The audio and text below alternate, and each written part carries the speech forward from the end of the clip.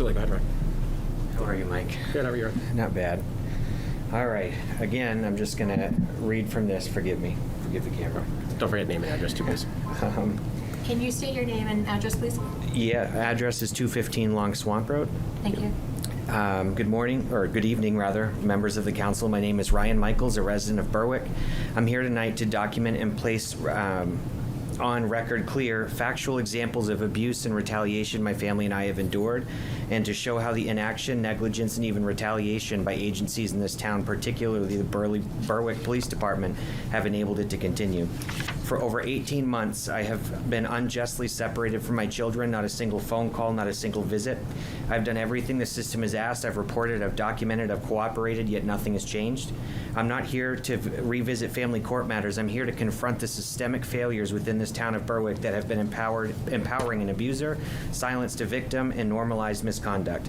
Every time I've turned to agencies meant to protect us, including this town's own police department, I've been told, quote, just keep documenting. And then when I do, I'm criticized for too much documentation. In early 2024, while employed by or directly affiliated with the Berwick Recreation Department, Marisol Guerrero, Right. my ex-wife. You got to keep the names out of it, unfortunately, in public comment. Well, did she work for the Berwick Rec? It's not employed, unfortunately. Oh, it's not employed? No, sorry. Okay, that's Nope. fine? Nope, that's fine. I appreciate that, and I will stick to that. No problem. This person used her position in the town connection to carry out a calculated act of financial manipulation. On February 12, 2024, she texted me about enrolling our sons in the Berwick summer camp. I confirmed, registered both boys through the official town portal, and I paid $2,341.50 in full. The receipt I have attached. I then emailed her the receipt and asked for half as required by the court order, but I was also very clear and understanding, telling her that I knew it was a large amount of money and that she could pay me back over time, even over the span of several months, or at least before the summer camp began, which gave her roughly 4 months to do so. In other words, I wasn't being unreasonable. Her only response was a laughing emoji and then telling me, quote, I am forced to follow the court order. 2 weeks later, she emailed me claiming that she had already paid and started demanding that I get a refund. By town records, which I got from, I can't remember his name, but again, works here in some capacity with the rec department. And those records show her actual payment wasn't made until February 29th.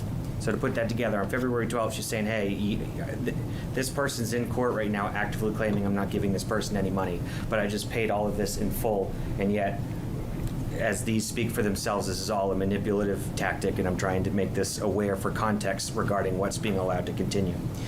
These 4 exhibits confirm a pattern of deceit, gaslighting, and financial abuse carried out through a town-run program revealing an abusive access and conflict of interest the town has never addressed. Less than 2 weeks later, another incident occurred, this time witnessed by a YMCA staff member. My boys attend Y-Care through Hussey. According to a signed statement from I'm going a to ask person. that one to be because Y-Care is not part of this town. It's in this town, what I'm about to say. If you give a little context, I think you'll just keep understand. it straight to this town, Ryan. That's all. Straight to this town. Okay, Y-Care is through Hussey, and it's at the school. My kids were dropped off there for before and after school care. So this person, and I won't give a name, but a YMCA director, this person followed my partner's vehicle into the school parking lot, blocked her in, and confronted staff, demanding they not allow my partner to drop off my children, all in front of the children themselves, staff, and other children as well. It was a clear act of harassment and intimidation, and the YMCA documented it in writing and provided their contact information for verification. I immediately reported this to the Berwick Police Department, and their response was, there's nothing we can do. Keep documenting. That was March of 2024. Since then, I've continued to document, and as advised, yet I've been criticized for the very act of doing so. On September 3rd, 2024, I met with Chief Town and Arthur Capello. During the meeting on camera, Chief Town stated he was unhappy that he had to work through my complaints, that single statement captures everything wrong with the situation.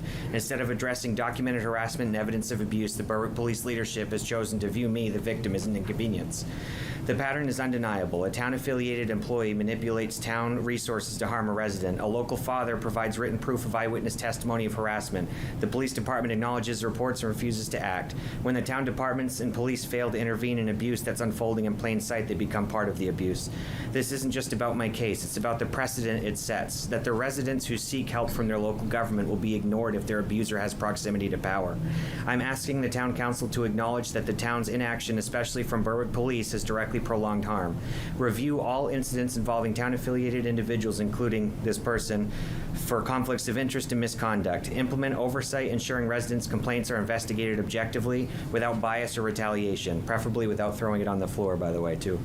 Establish accountability for officers and town employees who dismiss or minimize documented abuse. 18 months without hearing my children's voices is something no parent should have to endure.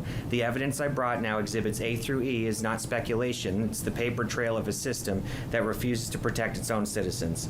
The town of Berwick can no longer say it didn't know. Tonight, it's on the record. I understand that I appeared before this council during the last town council meeting and asked for your assistance regarding my concerns of retaliation and misconduct, and as described in my previous public comment. I want to make it clear that I'm not here to overburden the council with additional issues. The purpose of bringing this forward tonight is to give you further context and understanding of the harm I'm enduring because of the ongoing misconduct of the Berwick Police Department. I have again included on an exhibit list similar to what I presented during the last meeting, explaining the relevancy of each exhibit, and my hope is that this documentation will assist the council during any investigation into these allegations.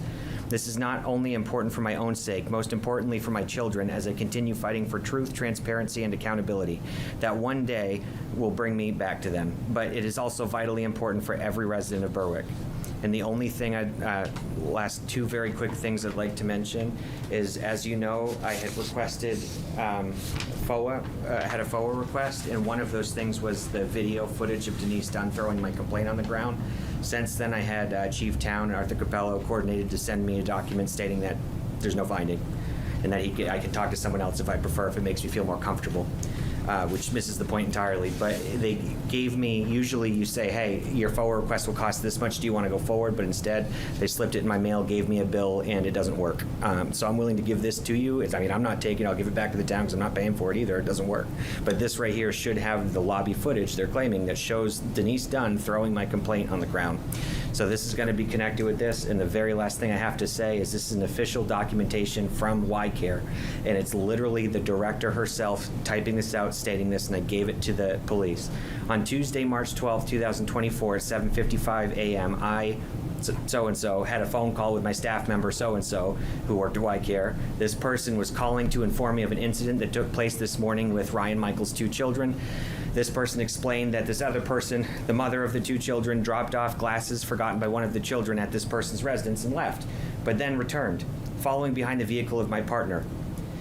This person explained that this other person, I'm sorry, it's hard to talk like this without giving names, demanded that we not allow my partner to drop off the children.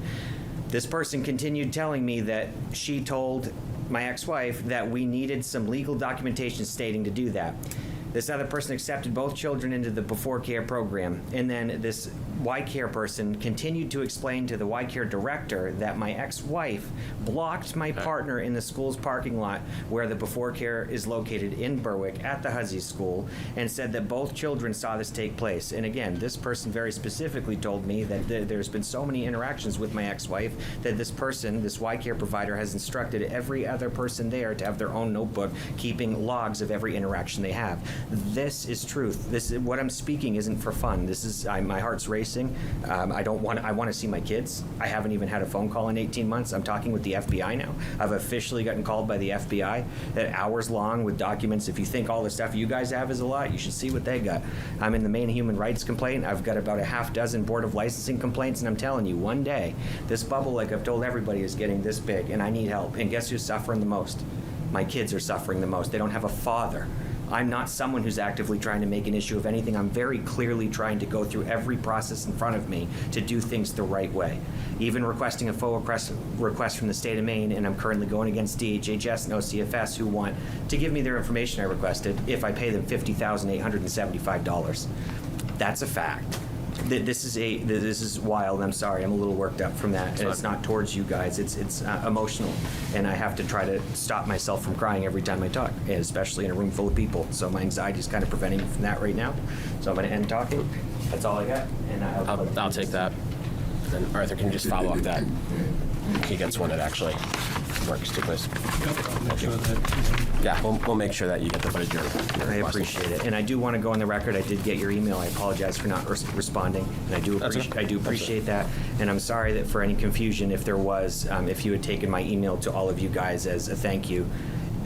because, wow, even I said that wrong. My point is I do want to thank you guys, and I hope that goes without saying. I obviously was looking for some questions I still haven't had yet answered, but I understand I'm giving the process time and such. But if it wasn't clear that I am very appreciative of you guys and what this process even is, I mean, believe me, without this process, I'd have nowhere else to go, because honestly, you know, all these things are moving in tandem, but all you can do in a position like mine is to use whatever process you can to get your voice out when everything else has been taken from you.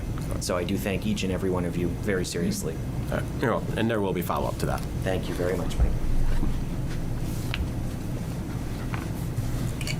Any other